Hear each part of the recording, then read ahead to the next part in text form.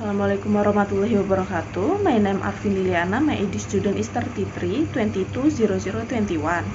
So today I will presentation for final test project of language assessment. So today I will explain this and discuss about assessing oral communication skill in language testing. Assessing oral communication skill in language testing.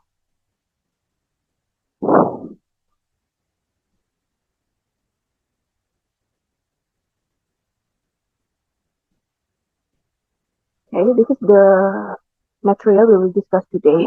There are 6 points. The first is introduction. What is what is oral communication? Oral communication refers to the process of expressing thought, idea, or emotion through spoken words. It involves both speaking and listening, enabling individuals to interact, convey message, and understand each other effectively in real time. Okay. Next is the purpose of um, assessing oral skill. The first is identify strength and weakness. By evaluating oral communication, teacher can identify areas where students excel and areas that need improvement. This helps in tailoring lesson to individual needs. The second is measure real-life communication skill. It's important to assess not only how well students speak, but also how well they understand and interact in conversation. The third is monitoring process of proficiency. Oral tests help track the student language proficiency over time and can be used to determine their level. For example, is A1 or maybe B2. B2. The last purpose is placement or certification. Many language proficiency exams, like IELTS or TOEFL, include an oral component. This is used to certify students' speaking abilities or placement them in the right level. Okay, so next is methods. There are two methods in oral assessment, oral language assessment, the direct method and indirect method. Direct method, there are words. Three methods. The first is interview, role play, and presentation. Okay, the interview. This is involves having a structured or semi-structured conversation with the student, assessing how they respond and how well they communicate under pressure. The next is role play. Role play is simulate real-world situation for practical communication. Its test is a practical language skill. The third is presentation. This tests a student ability to organize, thought, and communication idea effectively to an audience. Indirect methods assess oral skill in indirect manners, usually without direct conversation. For example, is listening comprehension. Listening comprehension test where students choose the correct answer based on what they've heard can be used to assess comprehension and language usage. So next is criteria for assessment. The first is there are 5 points of criteria for assessment. The first is fluency, second accuracy, pronunciation, interaction, and content. Fluency is ability to speak smoothly without unnatural pauses. Accuracy, correct grammar and vocabulary usage. Pronunciation, clarity and correct stress pattern. Interaction, ability to take turns and respond appropriately. Context, relevance, coherence, and depth of idea. Okay, next.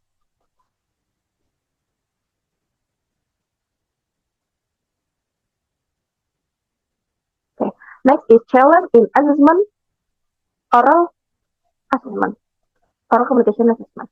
So there are 4 challenges in oral test assessment. The first is subjective. Subjective, where this is what is it?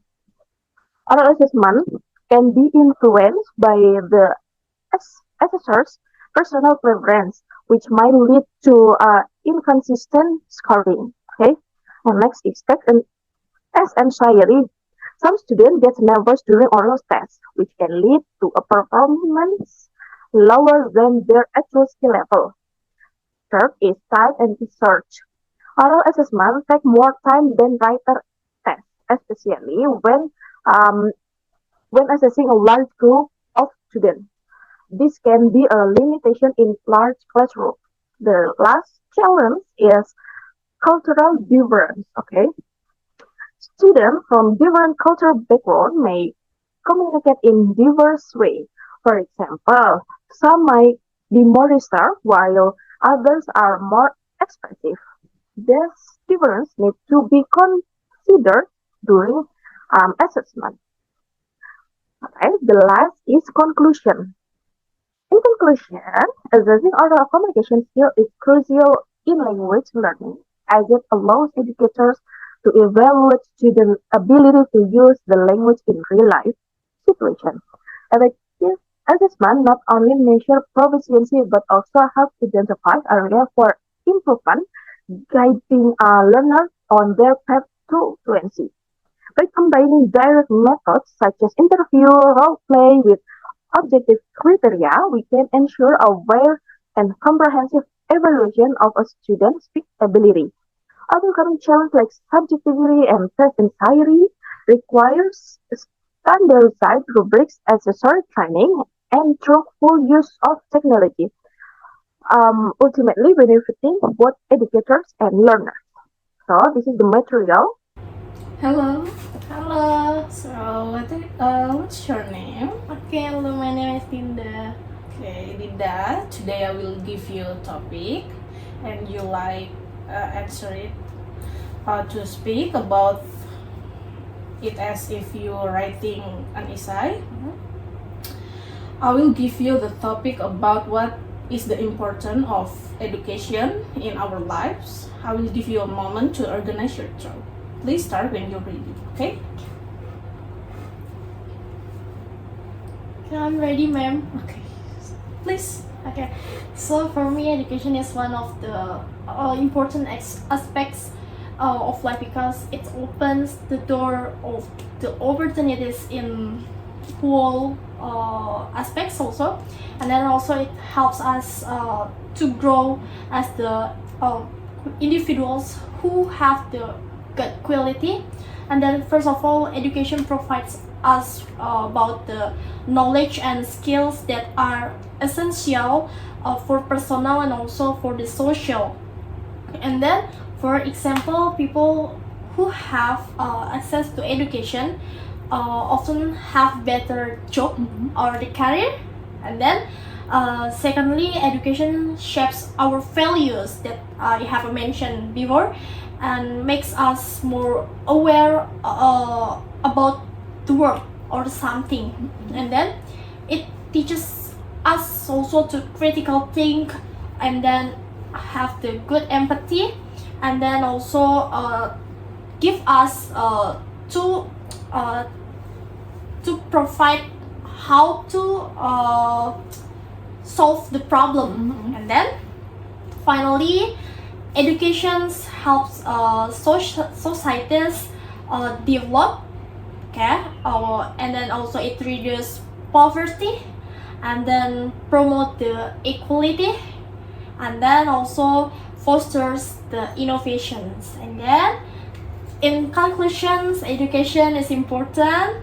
It's not just about learning, but also it's about improving ourselves and the world around us. Okay, enough? Okay, now. Okay, I think your presentation is really logically and clear structure, and I think overall is well done. Okay. Enough for this part. We start for the second test. It's the free interview. I will ask you some question. You can answer it naturally like your daily, yeah? So the first question is what you usually do in your weekend or in your free time. Okay, usually in the free time, I just scroll TikTok or maybe watching cartoon, Upin Ipin, Yes. YouTube. And then also the animation of tech photo. Oh yeah. It's so I cute. love that. Yeah. And then sometimes I'll prepare for the material for I teach in the next day. Okay. Oh, you're a teacher. Yes, I am. Okay, that's good. And the second question is, do you like watching movie maybe? Movie, yeah, sometimes, but not all of genre that I love. It's random. Yes, randomly, but I love the horror genre. Oh, that's not my favorite. Okay, next is, do you like music maybe? Music, yes. What's your favorite artist? It's randomly, but I love. Is it the foreign artist or Indonesian? Up to you. Oh, so okay. For the foreign, I love. Who's the singer? The Javu. Who's the singer? Javu. Yes, the Javu songs. Olivia. Yes, Olivia Rodrigo. Yes. I love her music. Her songs. Yes, her songs. And then for Indonesian, I don't have the specific of favorite Indonesian singer. Okay. So, do you want to learn new skill? For example, maybe in music, or maybe interest to learn new skill? You're a teacher, right? Yes, for music, I don't have the interest in, but for the other skills, maybe I want to try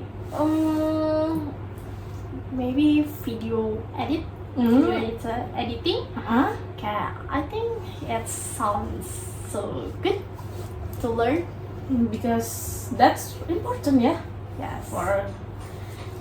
Okay, I think that's enough for this session, for this test. Okay, thank you for your time.